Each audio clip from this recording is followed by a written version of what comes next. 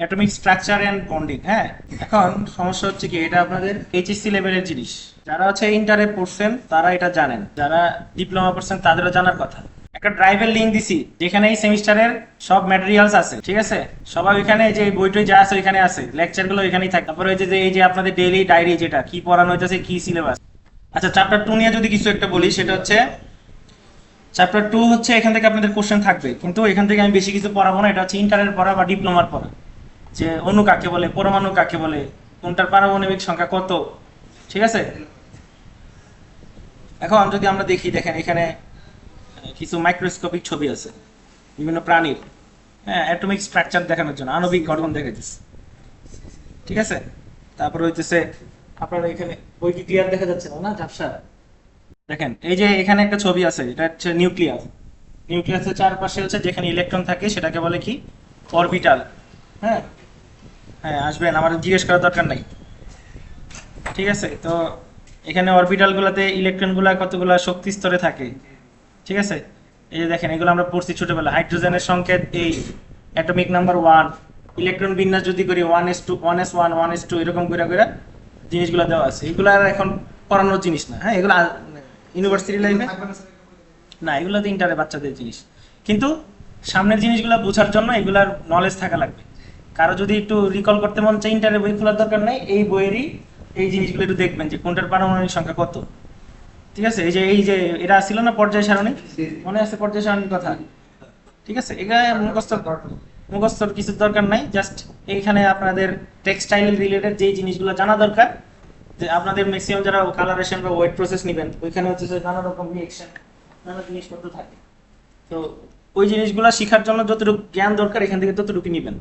কিন্তু আর কেমিস্ট্রি নিয়ে পড়তেছেন না, পড়তেছেন টেক্সটাইল ইঞ্জিনিয়ারিং, তার মানে খুব বেশি ভিতরের জিনিস এইখান থেকে জানার দরকার নাই। তবে বেসিক জিনিসগুলো অবশ্যই ক্লিয়ার থাকতে হবে। যে একটা সংকেত দিলাম, নাম বলতে পারলাম না, হ্যাঁ, এফি মানে কি?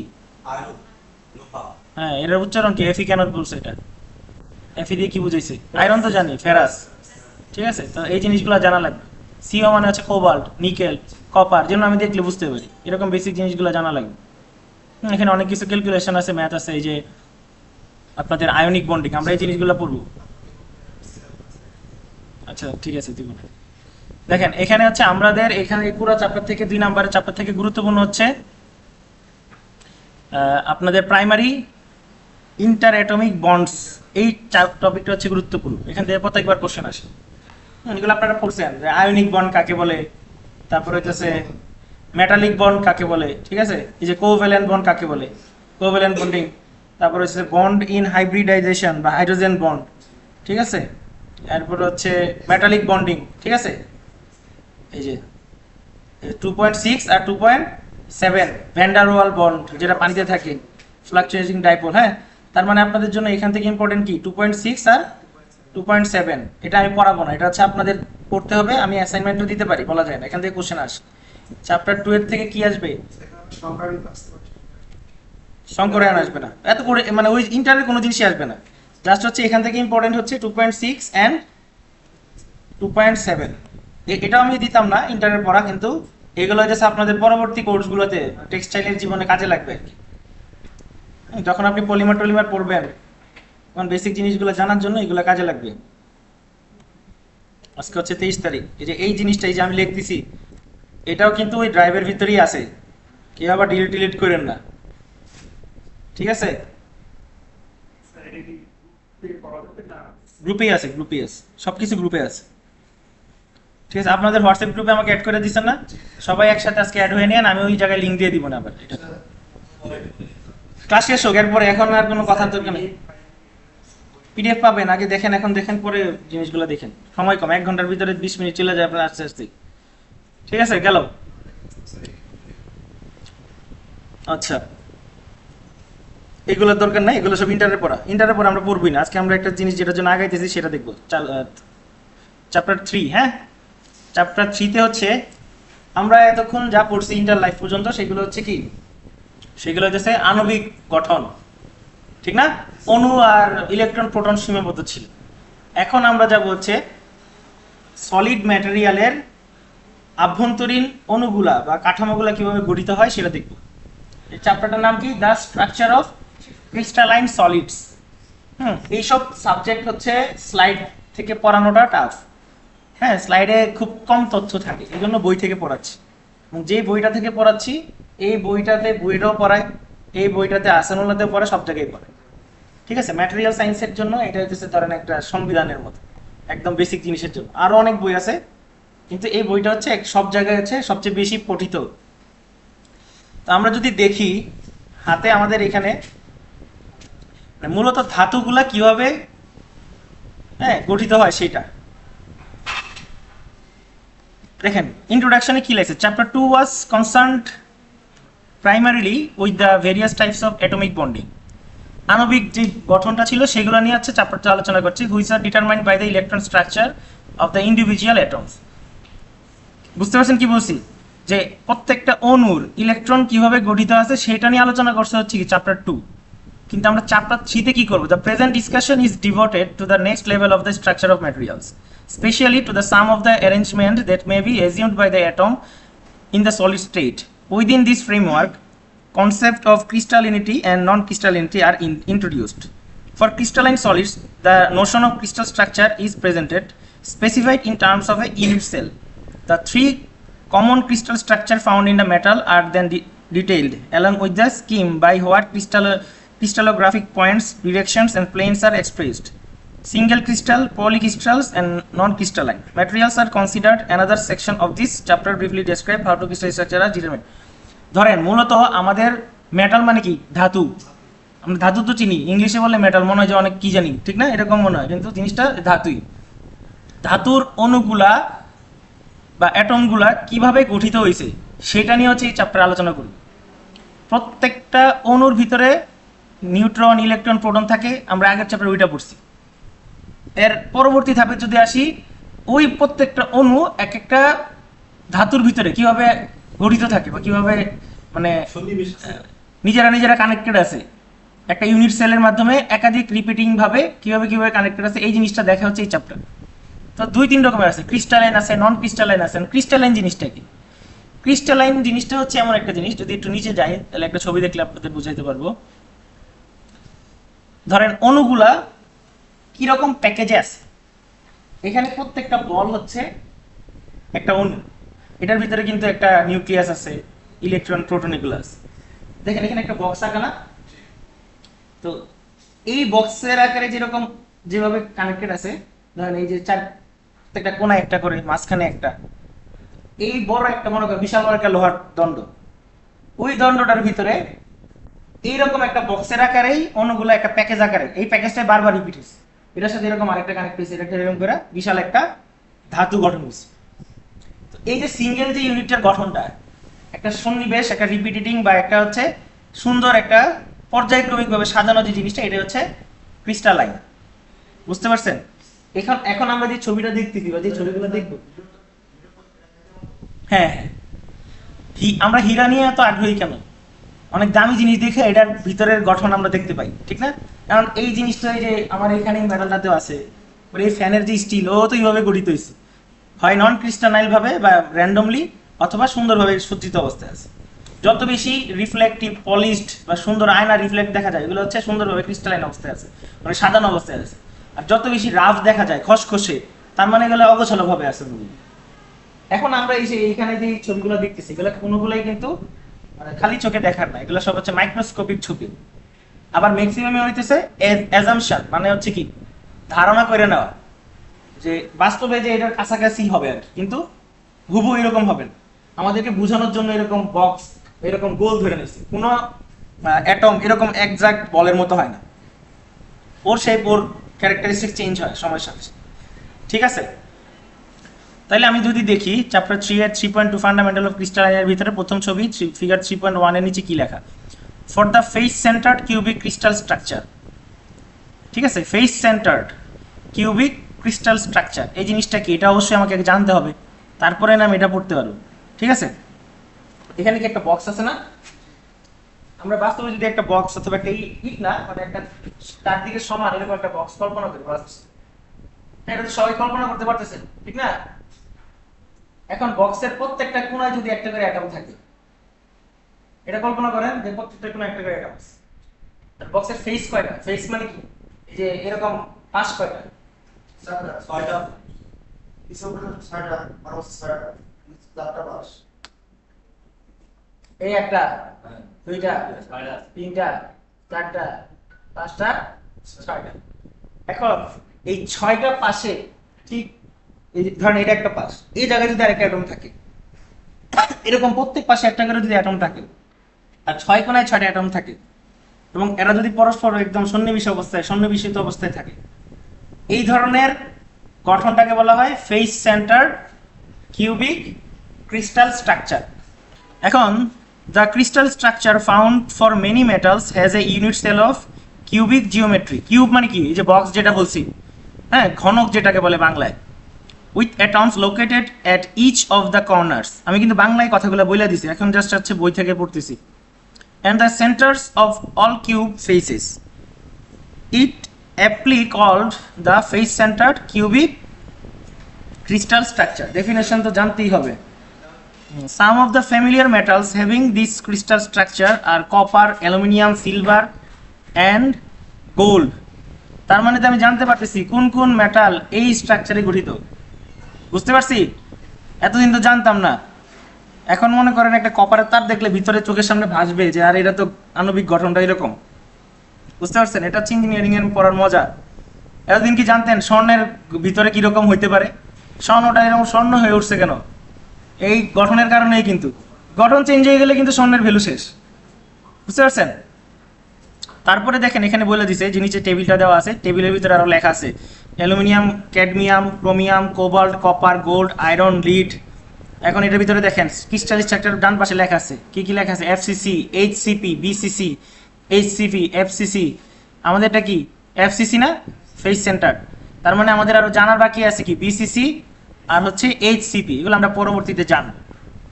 এখানে আরো মেটালের নাম আছে, অ্যাটমিক রেডিয়াসের মান দেওয়া আছে, এগুলো আমরা পরবর্তীতে জানব।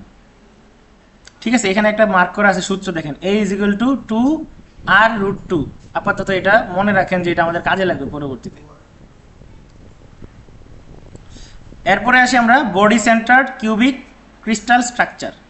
ধরেন একটু আগে যেটা পড়ছি, প্রত্যেকটা ফেসে একটা করে অ্যাটম ছিল, কোনায় তো ছিলই, আর কি ছিল? ফেসে ছিল, মানে এরকম পাশে পাশে ছিল। যদি পাশাপাশি না থেকে একদম মনে করেন পেটের ভিতরে মাঝখানে ঝুলন্ত অবস্থায় সেন্টারে অবস্থায় আছে, তাইলে এটার কি বলে? Body centre. যেহেতু বডির সেন্টারে আছে, তাহলে এটার নাম হচ্ছে বডি সেন্টার কিউবিক স্ট্রাকচার, যেটাকে বলে বিসিসি। এগুলো কিন্তু অনেক কঠিন পড়া, আমারই অনেক কঠিন লাগে। তার মানে আপনাদের সহজ লাগার কথা না, ঠিক আছে? বাসায় না পড়লে এই চিত্র আঁকতে গেলে সবার কিন্তু ফাটবে, অবশ্যই আঁকতে হবে। এই যে এটা এটা এটা আঁকতে হবে অবশ্যই। হ্যাঁ, বুঝলে সহজ, না বুঝলে তো সহজ না। দেখেন এটার জন্য A = 4/√3, অবশ্যই এটা জানা লাগবে। হ্যাঁ, এই যে HCP মানে হচ্ছে কি? The hexagonal close packed crystal structure. যাই চিত্রে যাই, এটার মাঝখানে আর কিছু নাই, চার কোনায় মানে সবগুলা কোনায় কোনায় আছে, এই জন্য হেক্সাগোনাল। হ্যাঁ, আচ্ছা সরি।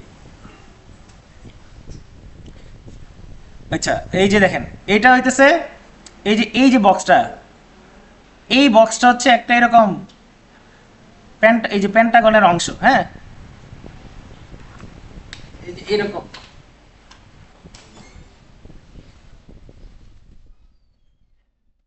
অনেকে আছে যারা নতুন ভর্তিছেন মনে না, ঠিক আছে? এখন দেখেন এটা যদি আমি এদিক থেকে টানি, তাহলে এটা কিন্তু একটা কিউব হয়, ঠিক আছে? তো এই কিউবটারে আমরা বেস ধরেই ক্যালকুলেশন করব। এই ক্যালকুলেশন আমরা যাব না, জাস্ট আমরা জানবো আর কি। এইচসিপি মূলত হচ্ছে এই পুরোটা। তো যখন ক্যালকুলেশন করে সুবিধার জন্য এরকম ভাঙা বক্স বানায় আর করে তো এইচসিপি চিত্রটা দেখেন। এইচসিপি নিয়ে আমরা বেশি পড়ার দরকার নেই, কারণ আমাদের ম্যাক্সিমাম গুরুত্বপূর্ণ ধাতুগুলো হচ্ছে বিসিসি তেই আর এফসিসি তেই, ঠিক আছে? এইচসিপি হচ্ছে ওই যে যারা ডায়মন্ড পছন্দ করে তারা, ঠিক আছে? এখন দেখেন এক্সাম্পল প্রবলেম 3.1 যদি দেখেন কি বলছে? Calculate the volume of an FCC unit cell in term of atomic radius. দেখা যাচ্ছে পিছন থেকে? দেখেন চিত্রটা কি লাগবে, এই যে এখন চিত্র লাগবে। যদি আমি প্রত্যেকটা অ্যাটমের রেডিয়াস মানে কি, Yes. রেডিয়াস মানে কি, ডায়ামিটার মানে কি বলেন? Yes, sir. রেডিয়াস অর্থ কি আর ডায়ামিটার অর্থ কি? সাধারণ ইংলিশ যদি না পারেন তাহলে কিন্তু পরীক্ষার খাতায় লিখতে কষ্ট হবে। রেডিয়াস মানে কি, যে আপনার নাম কি জানি? Pressure, sir. আপনার নাম কি বলেন আপনি? হ্যাঁ, এখন রেডিয়াস মানে বলেন। Radius, dash. Radius, dash. কোনটা, ব্যাসার্ধ না ব্যাস, এটাই তো স্পেসিফিকলি জানা দরকার। সামান্য ভুল করলে কিন্তু আণবিক বিস্ফোরণ হয়ে যাবে। ডায়ামিটার মানে হচ্ছে ব্যাস, রেডিয়াস মানে হচ্ছে ব্যাসার্ধ। এই যে দেখেন এখানে সেন্টারে একটা কি, আমরা এফসিসি পড়তেছি না, প্রত্যেকটা ফেসে একটা করে অ্যাটম আছে, এটা ফেসের অ্যাটম বড়, আর প্রত্যেকটা কোণায় আছে। কোণার গুলো কাটা দেখতেছেন, কাটা নাই জায়গায় কেন কাটা বলেন তো? কারণ কি, এই যে এইখানে যে বক্সটা দেখতেছি এটা তো একটা সেল, মানে একটা ইউনিট, এটার সাথে উপরে তো আরেকটা বক্স আছে এরকম, ঠিক না? এটা এরকম কানেক্টেড। তো এই কোণার গুলা তো অন্য আরেকটা বক্সের অংশ, বুঝতে পারছেন?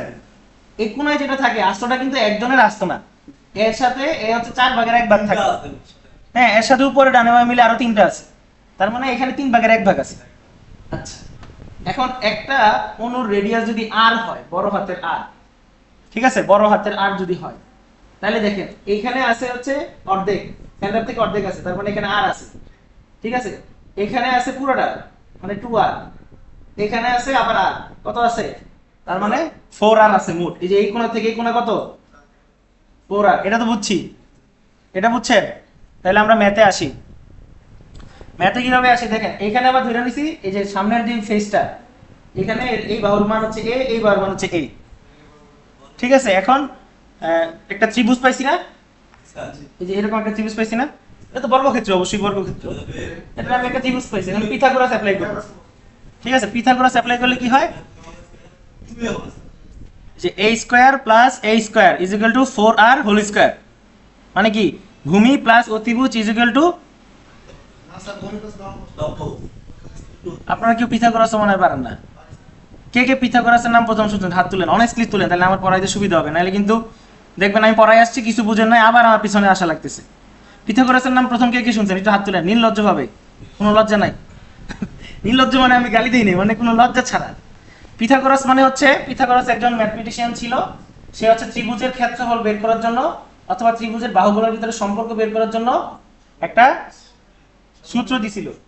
হ্যাঁ, যেটাতে শর্ত হচ্ছে কি, একটা কোণ সমকোণ হইতে হবে, সমকোণী ত্রিভুজের জন্য, যেখানে এই যে লম্ব আর ভূমির বাহুর স্কয়ার, মানে লম্ব স্কয়ার ভূমি স্কয়ার সমান সমান হচ্ছে তার অতিভুজ স্কয়ার। এটা হচ্ছে ক্লাস 10 এ আমরা পড়ছি। কিভাবে পড়ছি মনে আছে? এখানে একটা বর্গক্ষেত্র, একটা বর্গক্ষেত্র রাখছি, এখানে একটা বর্গক্ষেত্র রাখছি, এখানে একটা বর্গক্ষেত্র রাখছি, এই দুইটা বর্গক্ষেত্রের ক্ষেত্রফল যোগ করছি, করার পরে দেখছি যে এই ক্ষেত্রফলের সমান, এভাবে প্রমাণ করছি, ঠিক না? তাহলে এই জিনিসটাই হচ্ছে সংক্ষেপে এইভাবে উনি এটা প্রতিপাদন করছে, এবং এটা সারা জীবন পৃথিবীতে একটা অবিস্মরণীয় আবিষ্কার হিসেবে আছে, ঠিক আছে। তাহলে এই জায়গায় আমরা এই পিথাগোরাস ইয়া করছি, অ্যাপ্লাই করছি।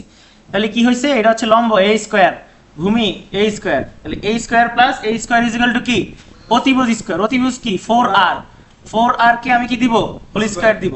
তার মানে আমি একটা ইকুয়েশন পেয়ে গেছি। ইকুয়েশন মানে কি, অর্থ কি বলেন? সমীকরণ।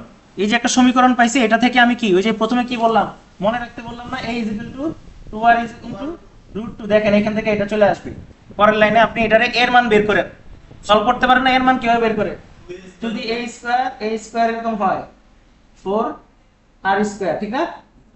4r না তো 16r হবে, ঠিক আছে, 16r। তাহলে এখানে কি 2a স্কয়ার 16r স্কয়ার, তাহলে a স্কয়ার যদি রাখি 8r স্কয়ার, তাহলে a যদি দেই এই জায়গায় আপনি √r √8 আর হচ্ছে r।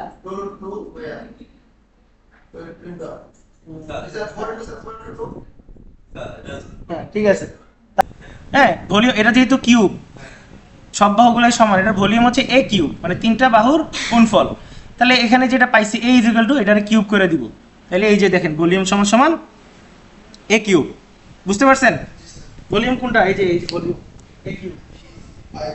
কোনো এই যে কোনো কিছুর ঘনত্ব মানে কি তিনটা বাহুর গুণফল, এন্ড তিনটা বাহু এটা সমান a into a into a, তাহলে মানে কি a কিউব, এন্ড a এর মান তো আমরা বের করছি কষ্ট করে, এটা এখানে এখানে এটা বসায় কিউব করে দিতে তাহলেই হবে। ঠিক আছে, এগুলো পরীক্ষায় আসবে, মনে করেন না যে আসবে না, এমনি পড়াইতেছি। কঠিন লাগতেছে, অনেকেরই কঠিন লাগতেছে, কিন্তু বলতেছেন না। আমার কাছে লজ্জা লাগছে না, আমি তো ছোট আপনাদের অনেকের বয়স। কঠিন লাগলে বলবেন যে হ্যাঁ স্যার কঠিন লাগতেছে, তাইলে আমি একটা জায়গায় থামবো, নাহলে কিন্তু আমি ঝড়ের বেগে এমনি চলতে থাকবো। বুঝছেন, অনেকেই তো প্রথম আমার ক্লাস করতেছেন, এই জন্য হয়তো আমার স্টাইলটা বুঝেন না।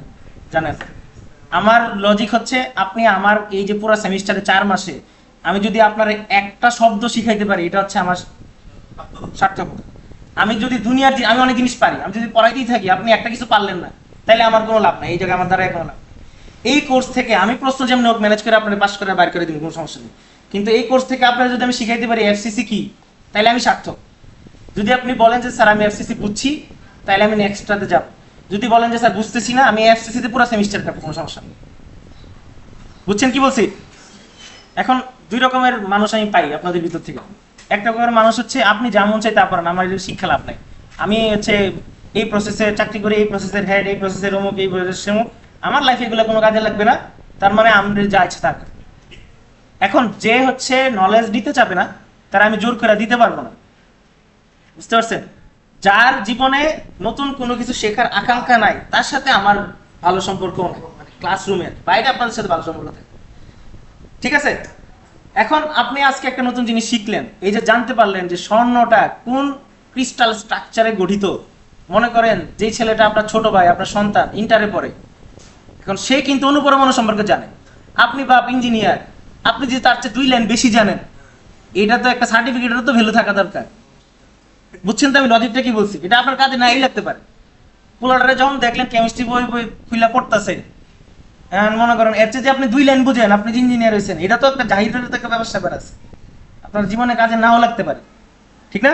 তার মানে নলেজ কখনোই বৃথা যায় না। হ্যাঁ, মানুষ দেখে শুনে তার মাত্র কিছু মাত্র মনে রাখতে পারে।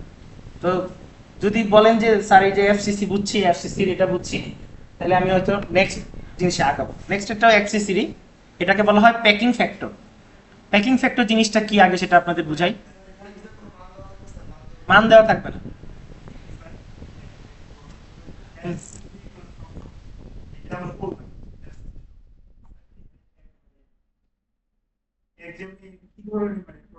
বলতে এক্সামে প্রশ্ন আসবে যে এফসিসি কি, ফুল মিনিং লিখতে বলবো, এফসিসি ডেফিনেশন লিখতে বলবো, এফসিসির এই যে স্ট্রাকচারটা আঁকতে বলবো, তো আর হচ্ছে এই যে এখানে যে ওর ভলিউম, যে ভলিউমটা বের করতে বলবো, তখন এই যে ক্যালকুলেশন ছবি দিয়ে করতে হবে।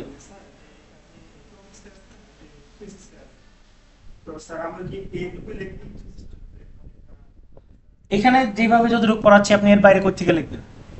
আপনি এই বই তো পড়বেন না, আমি যে দিচ্ছি বই পড়ে দিচ্ছি, এত পেজ আর পড়াবো না। ঠিক না? ধরেন আমি এফসিসি থেকে কোশ্চেন করলাম, এখন আপনি দেখবো যে এই বইটাই পড়েন না, আজকে কোশ্চেন করছেন, কালকে নেক্সট সপ্তাহে আর এই বই পড়ে আসেন না, দেখেন না কি পড়াচ্ছি না পড়াচ্ছি। তো আপনি এর বাইরে তো আর পড়বেন না, এর ভিতরেই পড়বেন, আমার কথার ভিতরেই তো থাকবেন। তো আমি যদি বলি হোয়াট ইজ এফসিসি বা explain FCC with proper structure, তখন এফসিসির ফুল ফর্মটা লেখা লাগবে, ডেফিনেশনটা লেখা লাগবে, স্ট্রাকচার টাকা লাগবে। এখানে মার্ক যদি 4 নাম্বার থাকে, 4 নাম্বারের মতো করে সুন্দরভাবে গুছায় লিখবেন, 4 নাম্বারের বেশি থাকবে না। এরপর যদি বলি যে এটার প্যাকিং ফ্যাক্টর এবং হচ্ছে ভলিউমটা দেখান, ক্যালকুলেশন করে প্রপার, তাহলে বাকি 6 নাম্বার, 3 3 6, মানে 10 নাম্বার এখানে আছে।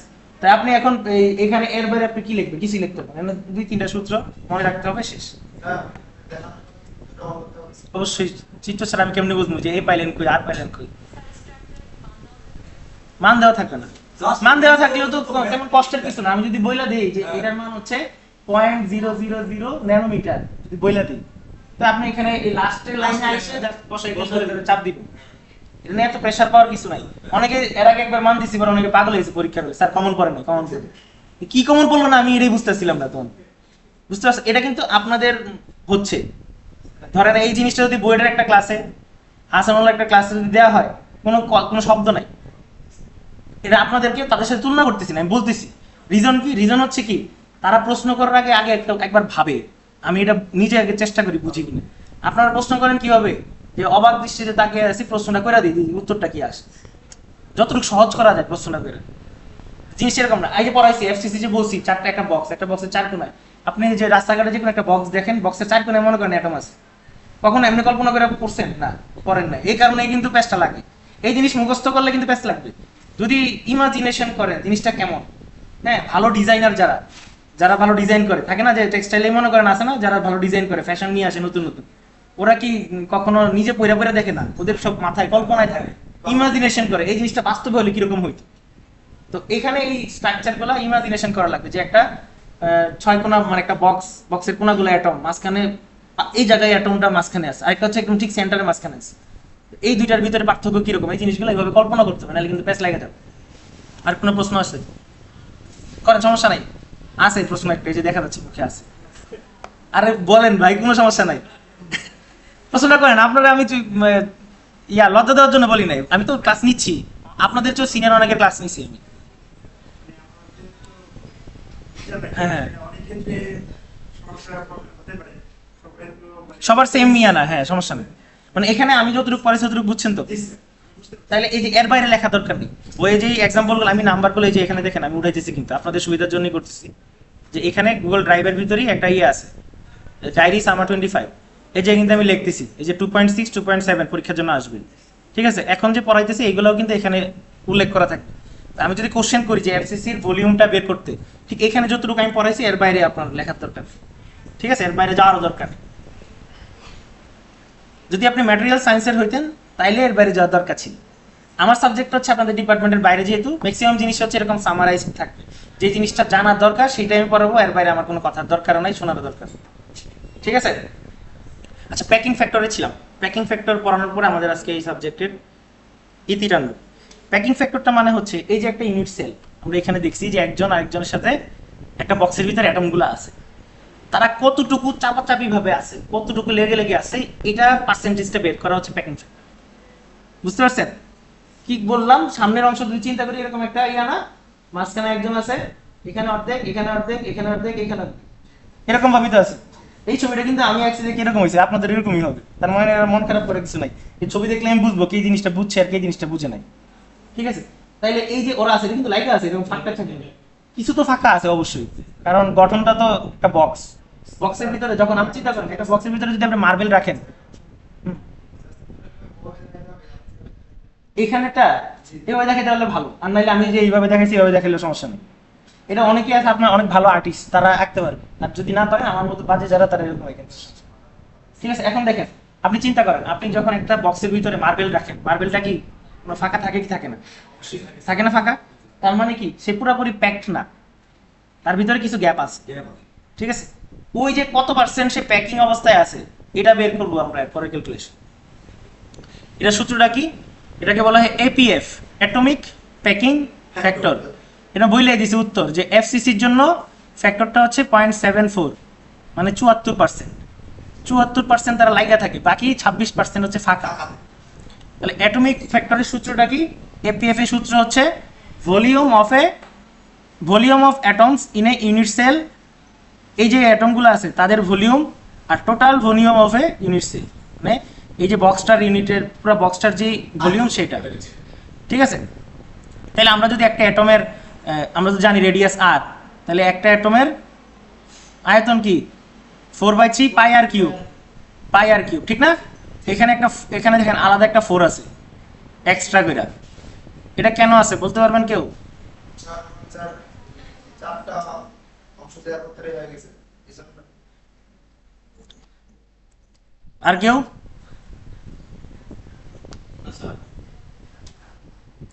দেখেন এইখানে দেখেন, এই যে যেটা ফেসে আছে প্রত্যেক কিন্তু অর্ধেক অবস্থায় আছে, ঠিক না?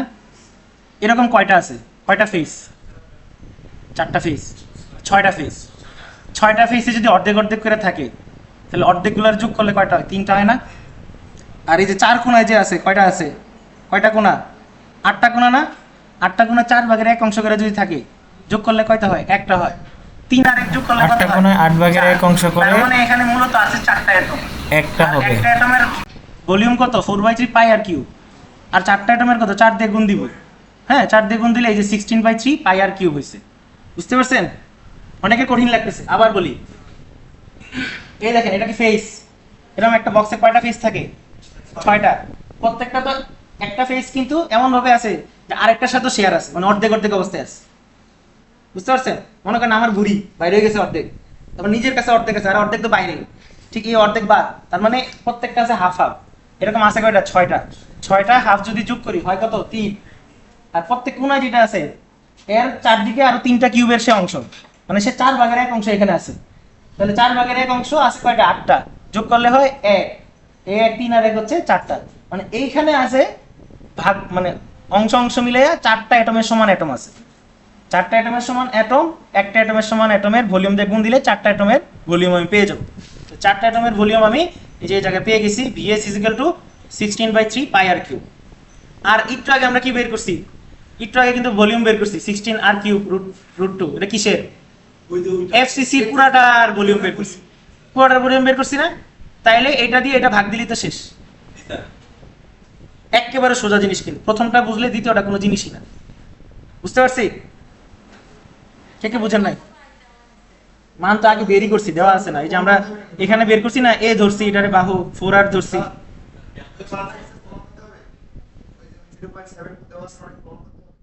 হ্যাঁ, প্যাকিং ফ্যাক্টর তো এটা স্বতঃসিদ্ধ, এটা যে আপনার আসে, এটা তো এই মানটা ভাগ দিলেই বুঝতে পারবেন। এখানে যদি কোনো মানও থাকে, আর এর মান যদি আমি দিয়েও দিই, অবশ্যই এই অ্যাটমের মান এমন দিতে হবে যেন 0.74 আসে।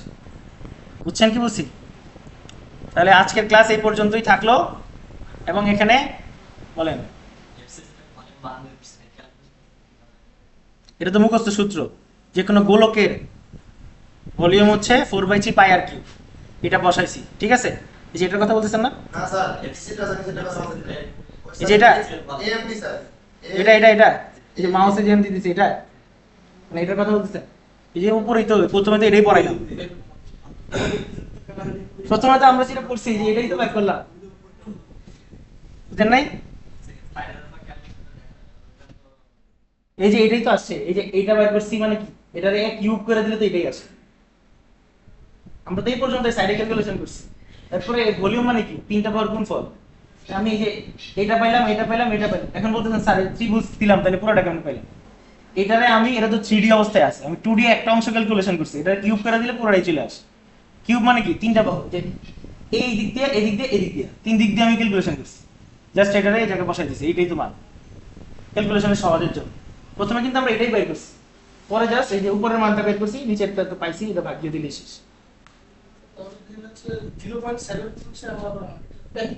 হ্যাঁ, প্যাকিং ফ্যাক্টর মানে হচ্ছে, ধরেন যদি 100% চিন্তা করি, বাকিটুকু যে ফাঁকা আছে, আর ওরা হচ্ছে এতটুকু লেগে লেগে আছে।